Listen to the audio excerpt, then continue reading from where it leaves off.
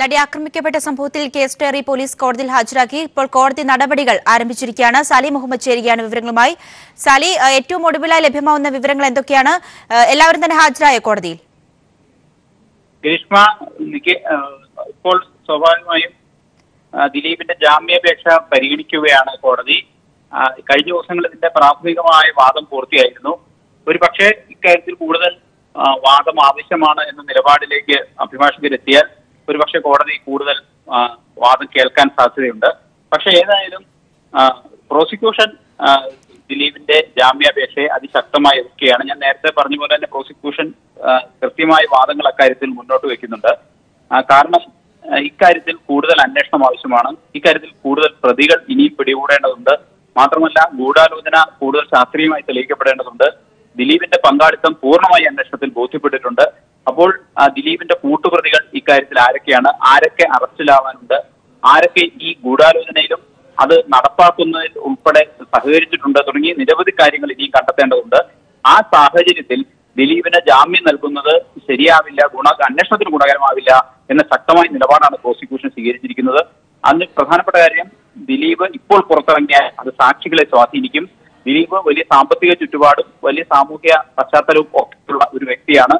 അതുകൊണ്ട് തന്നെ ഒരു പക്ഷേ ഈ കേസിൽ ഏതെങ്കിലും തരത്തിൽ ബന്ധപ്പെട്ടിട്ടുള്ള എതിരായി വരാൻ സാധ്യതയുള്ള സാക്ഷികളെ സ്വാധീനിക്കാൻ അത് ഇടയാക്കും. അതുകൊണ്ട് തന്നെ ദിലീപ് ഇപ്പോൾ പുറത്തിറങ്ങുന്നത് അന്വേഷണത്തിന് ഗുണകരമാവില്ല എന്നതാണ് പ്രധാനമായ വാദം. മറ്റൊരു പ്രധാനപ്പെട്ട കാര്യം, ഈ കേസിൽ ഇനി പിടികൂടാനുള്ള പ്രധാനപ്പെട്ട ഒരു കണ്ണി ദിലീപിന്റെ മാനേജറും ഡ്രൈവറുമായ അപ്പുണ്ണിയാണ്. അപ്പുണ്ണി ഇപ്പോൾ ഒളിവിലാണ്. അപ്പുണ്ണിക്ക് 5 മൊബൈൽ ഫോണുകൾ ഉള്ളതായി പോലീസ് കണ്ടെത്തിയിരുന്നു. ഈ 5 മൊബൈൽ ഫോണുകളും ഇപ്പോൾ സ്വിച്ച് ഓഫ് ആണ്. അതുകൊണ്ട് തന്നെ ഈ സാഹചര്യത്തിൽ അപ്പുണ്ണിയെ പിടികൂടേണ്ടത് വളരെ അത്യാവശ്യമായ സാഹചര്യമാണ്. ഇപ്പോൾ പക്ഷേ ദിലീപ് പുറത്തിറങ്ങിയാൽ അതിനും തടസ്സം നേരിടും. മാത്രമല്ല, അപ്പുണ്ണിയെയും ദിലീപിനെയും ഒരുമിച്ചിരുത്തി ചോദ്യം ചെയ്ത ചില സാഹചര്യങ്ങൾ കൂടിയുണ്ട്. കാരണം ഇക്കാര്യത്തിൽ അപ്പുണ്ണിയുടെ ഇൻവോൾവ്മെന്റ് കൃത്യമായി പോലീസിന് ബോധ്യപ്പെട്ടിട്ടുണ്ട്. അപ്പുണ്ണിയുടെ അറസ്റ്റ് അനിവാര്യമാണ്.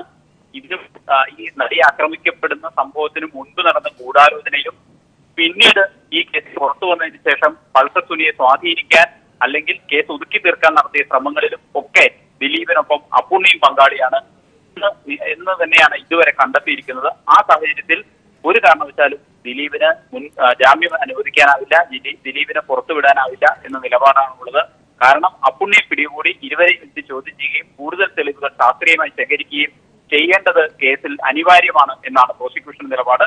അതുകൊണ്ടുകൂടിയാണ് ഒരു കാരണവശാലും ജാമ്യം നൽകരുത് എന്ന നിലപാട്. സാലി, ദിലീപിനെ പിന്തുണയ്ക്കുന്ന തരത്തിൽ നിരവധി പ്രചരണങ്ങൾ സോഷ്യൽ മീഡിയയിൽ സജീവമാണെന്ന് പ്രോസിക്യൂഷൻ ഉന്നയിച്ചതായാണ് ഏറ്റവും ഒടുവിലായി ലഭിക്കുന്ന വിവരം. ഇത്തരത്തിൽ എന്തെങ്കിലും പ്രതിഫലനം കോടതി പരിസരത്ത് നിന്ന് ഉണ്ടായിട്ടുണ്ടോ? ഗ്രീഷ്മ, തീർച്ചയായും. കാരണം ഈ ദിലീപിന് അനുകൂലമായി വളരെ ബോധപൂർവമായ ഇത് നടക്കുന്നു എന്ന് തന്നെയാണ് പ്രോസിക്യൂഷനും ചൂണ്ടിക്കാട്ടുന്നത്. അത് കോടതിയിലും പ്രോസിക്യൂഷൻ പറയുന്നു. കാരണം വളരെ ആസൂത്രിതമായി ഈ കേസിൽ ചില നീക്കങ്ങൾ സംഘടിതമായി തന്നെ നടക്കുന്നു എന്ന വിവരം പോലീസിനുണ്ട്. അതിന്റെ പ്രതിഫലനങ്ങൾ കഴിഞ്ഞ ദിവസം സോഷ്യൽ മീഡിയയിലും ഒക്കെ പ്രതിഫലിക്കുകയും ചെയ്തു. അതുകൊണ്ട് തന്നെ ആ കാര്യം കൂടി കോടതിയെ ബോധ്യപ്പെടുത്തുകയാണ്. ആ സാഹചര്യത്തിൽ ദിലീപിന് ജാമ്യം കിട്ടി ദിലീപ് പുറത്തിറങ്ങുന്ന ഒരു സാഹചര്യം ഉണ്ടാകുന്നത് അന്വേഷണത്തെ എല്ലാ തരത്തിലും തകിടം മറിക്കും എന്ന് തന്നെയാണ് പ്രോസിക്യൂഷന്റെ വാദം. പക്ഷേ അതിശക്തമായി തന്നെ ആണ് ദിലീപിന് വേണ്ടി ഹാജരാകുന്ന അഡ്വക്കേറ്റ് രാംകുമാർ ഇക്കാര്യത്തിൽ സ്വീകരിച്ചിരിക്കുന്ന നിലപാട്. അല്പം മുമ്പ് അദ്ദേഹം കോടതിയിൽ എത്തുന്നതിന് മുമ്പ് അദ്ദേഹം പറഞ്ഞത് താൻ തികഞ്ഞ ആത്മവിശ്വാസത്തിലാണ്, തോൽക്കാനായി ആരും കേസ് വാദിക്കാറില്ലല്ലോ എന്ന് പറഞ്ഞുകൊണ്ടാണ് അഡ്വക്കേറ്റ് രാംകുമാർ കോടതിയിലേക്ക് വന്നത്. തികഞ്ഞ ആത്മവിശ്വാസം അദ്ദേഹം പ്രകടിപ്പിക്കുകയും ചെയ്തു. അദ്ദേഹം ദിലീപിന് വേണ്ടി മുന്നോട്ട് വയ്ക്കുന്ന ചില വാദങ്ങൾ ഇവയാണ്. ഒന്ന്, ദിലീപിനെ അന്യായമായി തടങ്കലിൽ വെച്ചിരിക്കുന്നു. മാത്രവുമല്ല, 1-ാം പ്രതിയുടെ ഫോണിന് വേണ്ടി കേവലം 11-ാം പ്രതിയായ തന്റെ കക്ഷിയെ കസ്റ്റഡിയിൽ വെക്കുന്നത് അല്ലെങ്കിൽ ജാമ്യം നൽകാതിരിക്കുന്നത് എന്ത് നിയമവ്യവസ്ഥയുടെ പേരിലാണ് എന്ന ചോദ്യങ്ങളാണ് അദ്ദേഹം മുന്നോട്ട് വയ്ക്കുന്നത്.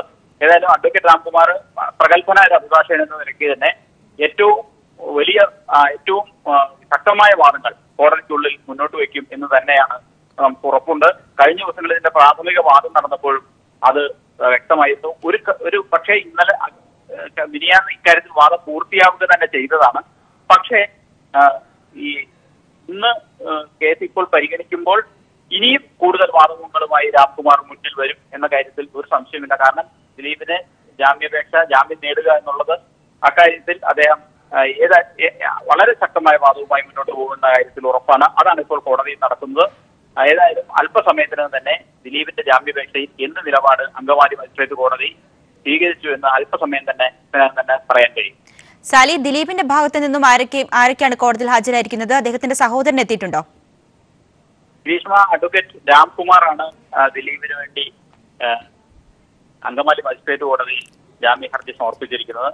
ദിലീപിന്റെ സഹോദരൻ ഇതുവരെ കോടതി പ്രദേശത്ത് കണ്ടിട്ടില്ല. ഏതായാലും കഴിഞ്ഞ ദിവസം അദ്ദേഹം എത്തിയിരുന്നു, പക്ഷെ ഇന്ന് കണ്ടിട്ടില്ല. ഏതായാലും രാംകുമാർ ഇപ്പോൾ കോടതിയിലേക്ക് കയറി പോയിട്ടുണ്ട്. ഇപ്പോൾ കേസ് പരിഗണിക്കുന്നു. സർക്കാർ ഈ കേസിൽ സ്പെഷ്യൽ പ്രോസിക്യൂട്ടറായി നിയമിച്ച അഡ്വക്കേറ്റ് കെ സുരേശൻ അദ്ദേഹവും കോടതിയിലുണ്ട്. അദ്ദേഹം വളരെ നേരത്തെ എത്തിയിരുന്നു. അദ്ദേഹം എത്തുന്നതിന് മുമ്പ് തന്നെ മുദ്രവെച്ച കവറിൽ കേസ് ഡയറി മജിസ്ട്രേറ്റിന് മുമ്പാകെ എത്തിച്ചിരുന്നു. അങ്ങനെ എല്ലാ ഒരുക്കങ്ങളും കോടതിക്കുള്ളിൽ പൂർത്തിയായിരിക്കുന്നു.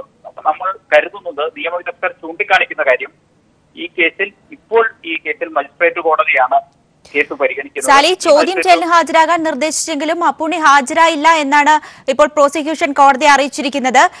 ഈ അപ്പുണ്ണിയുടെ ഈ ആബ്സെൻസ് എത്രത്തോളം ദിലീപിന്റെ ജാമ്യാപേക്ഷയെ സ്വാധീനിക്കാൻ സാധ്യതയുണ്ട്? ഗിരീഷ്മ, വളരെ പ്രധാനപ്പെട്ട ഒരു കാര്യമാണ്. കാരണം ദിലീപിന്റെ ഡ്രൈവറും മാനേജറുമായിരുന്നു അപ്പുണ്ണിയെ ചോദ്യം ചെയ്യാൻ ആവശ്യപ്പെട്ടിട്ട് ഹാജരായിട്ടില്ല. മാത്രമല്ല, അപ്പുണ്ണി ഇതിനകം ഒളിവിലാണ് എന്ന നിഗമനത്തിലാണ് പോലീസ് ഉള്ളത്. ഞാൻ നേരത്തെ പറഞ്ഞതുപോലെ അപ്പുണ്ണിക്ക് 5 മൊബൈൽ ഫോൺ ഉണ്ട് എന്ന് പോലീസ് കണ്ടെത്തിയിരുന്നു. 5 സ്വിച്ച് ഓഫ് ആണ്. ദിലീപ് അറസ്റ്റിലായ ആ ദിവസം മുതൽ അപ്പുണ്ണിയെയും കാണാനില്ല എന്നാണ് പറയുന്നത്. ഒപ്പം തന്നെ പ്രധാനപ്പെട്ട ഒരു കാര്യം, ഈ പൾസർ സുനിയുടെ ആദ്യ അഭിഭാഷകനായിരുന്ന അഡ്വക്കേറ്റ് പ്രതീഷ് ചാക്കോയും ചോദ്യം ചെയ്യേണ്ടതുണ്ട്. ഇതെല്ലാം കാരണം ഈ മൊബൈൽ ഫോൺ, ഈ നടിയുടെ അപകീർത്തികരമായ ദൃശ്യങ്ങൾ ചിത്രീകരിച്ച മൊബൈൽ ഫോൺ പൾസർ സുനി പ്രതീഷ് ചാക്കോയ്ക്ക് കൈമാറി എന്നാണ് പൾസറിന്റെ മൊഴി ഉള്ളത്. താനത് അഡ്വക്കേറ്റ് പ്രതീഷ് ചാക്കോ അത് പോക്കറ്റിൽ നിക്ഷേപിക്കുന്നത് താൻ കണ്ടു എന്നും പൾസർ സുനിയുടെ മൊഴിയിലുണ്ട്. അതിന്റെ ലിങ്കായി പോലീസ് പരിശോധിച്ചപ്പോൾ സാലി, ദിലീപ് കുറ്റം ചെയ്തിട്ടില്ല എന്ന് പ്രതിഭാഗം അഡ്വക്കേറ്റ് ഇപ്പോൾ വീണ്ടും കോടതിയിൽ ആവർത്തിക്കുന്ന ഒരു സാഹചര്യമാണുള്ളത്. എന്തൊക്കെയാണ് മറ്റു വിവരങ്ങൾ പ്രതിഭാഗത്തിന്റെ വാദത്തിൽ നിന്ന്? ഗിരീഷ്മ, പ്രതിഭാഗം അഡ്വക്കേറ്റ് രാംകുമാർ ഹാജരായിട്ടുണ്ട്. അദ്ദേഹം ദിലീപിന് ജാമ്യം നൽകണം എന്ന ശക്തമായ നിലപാടിൽ തന്നെയാണ് സ്വീകരിച്ചിരിക്കുന്നത്. ദിലീപിനെ അന്യായമായി തടഞ്ഞു വെച്ചിരിക്കുകയാണ്. ഈ കേസിൽ യാതൊരു ഇൻവോൾവ്മെന്റും ഇല്ലാത്ത ഒരാളാണ് തന്റെ കക്ഷി. അത് വലിയ നീതി നിഷേധമാണ് തുടങ്ങിയ കാര്യങ്ങളാണ് ദിലീപിന് വേണ്ടി ഹാജരായ അഡ്വക്കേറ്റ് രാംകുമാർ മുന്നോട്ട് വയ്ക്കുന്നത്. മാത്രമല്ല, പോലീസ് പറയുന്ന അല്ലെങ്കിൽ പ്രോസിക്യൂഷൻ മുന്നോട്ട് വയ്ക്കുന്ന വാദങ്ങളെ അദ്ദേഹം ఖంഡിക്കുന്നു.